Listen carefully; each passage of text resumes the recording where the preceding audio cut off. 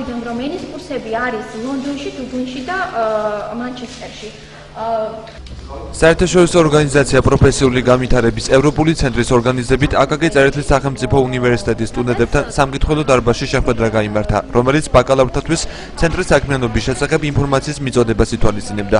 ევროპული ცენტრის დახმარებით რამდენიმე ასეულმა ახალგაზრდამ და არა მარტო შეძლო ინგლისურ ენასა და სხვადასხვა სახის პროფესიული კუთხით განათლება დიდ ბრიტანეთში გაიღრმავებინა. გაცვლითი და სასწავლო პროგრამების შესახებ შეხვედრის პრეზენტატორებმა ვრცლად ისაუბრეს. კადრების რეკომენდირება ხდება ცენტრის პარტნიორ, საბანკო, სადაზღვეო, აუდიტორულ, სხვადასხვა კერძო და საჯარო დაწესებულებებში. ევროპულ ცენტრში ტრენინგისათვის, სასწავლო კურსებისთვის, ტრენინგისათვის განკუთვნილია მაღალკვალიფიციური ტრენერები, თანამედროვე დარბაზები, საჭირო აღჭურვილობები და რაც მთავარია, ხარისხიანი სწავლება. ევროპული ცენტრის გაცვლითი პროგრამებით საზღვარგარეთ 1000-ზე მეტმა ადამიანმა ისარგებლა უკვე. ბრიტანეთში 1000-ს შორის გაფორმდა ხელშეკრულება, რომელიც გულისხმობს ქართული სტუდენტებისთვის ინგლისური ენის ცოდნის მიღებას. ეს პროგრამა მნიშვნელოვანია იმისთვის, რომ არ მოითხოვს ინგლისური ენის მაღალ ცოდნას. სწორედ ქართველებმა შეიძლება იცოდნენ სტარტერზე, ელემენტარზე ინგლისური ენა და შესაბამისად მათ აქვს საშუალება მიიღონ ბრიტანეთში და გაიღრმავონ ენის ცოდნის დონე.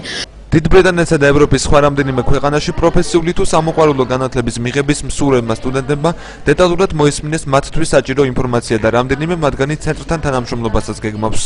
საინტერესო მე ვფიქრობ, რომ სტუდენტისთვის არის ძალიან კარგი შანსი, რომ გავიდეს საზღვარგარეთ ლონდონში, მით უმეტეს მიიღოს განათლება 2 კვირაში ძალიან საკმაოდ კარგად განათლებული, უფრო მეტად განათლებული ჩამოვა ინგლისურში, რა თქმა უნდა. თუ ელემენტარული შესაძლებელია სტარტიდანაც დავიწყოთ, ხო, მაშინ აუცილებლად ვიაქტიურებ.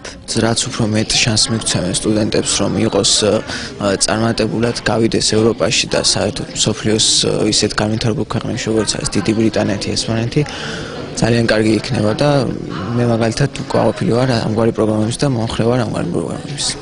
განათლების ხარისხის ამაღლების, არაფორმალური განათლების გაძლიერებისა და საზოგადოებაში დემოკრატიული პრინციპების განვითარების მხარდაჭერის მიზნით მსგავსი სახის საინფორმაციო შეხვედრების გაგრძელებას ევროპული ცენტრი მომავალშიც გეგმავს.